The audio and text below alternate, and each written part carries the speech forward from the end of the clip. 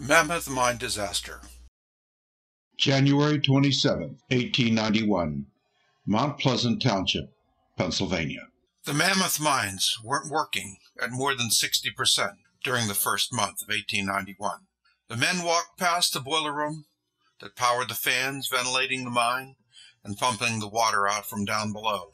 But a little after 9 a.m., a blast that sent a thick cloud of smoke hurling from the ventilator left little doubt that this was a calamity. An unseen cloud of methane ventured into the mine, and it is likely that a miner's lamp sent 109 men and boys to their deaths. General Manager Lynch and Chief Engineer Paddock took boards down into the mine when it was certain it was reasonably safe to do so.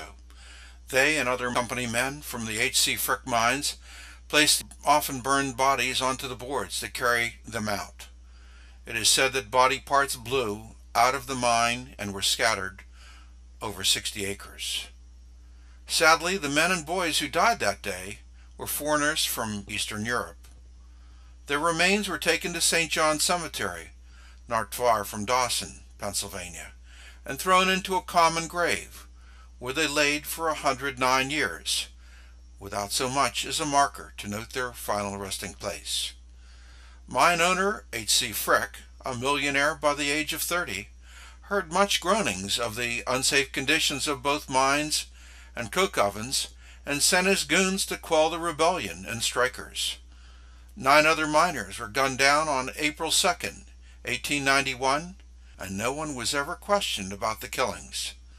7 of the 9 men were thrown into a common grave with the others who died on January 27th.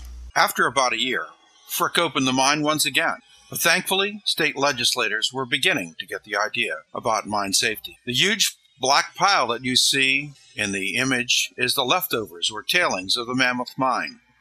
You can also see it near the top left of the Google satellite image, with a mine opening near the bottom right and a pristine farm in between.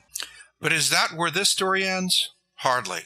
With an RT EVP recorder in hand, I headed to the mine, and scarcely after leaving the car, a tiny voice replies. Sounds like the voice is saying, "You talk to him."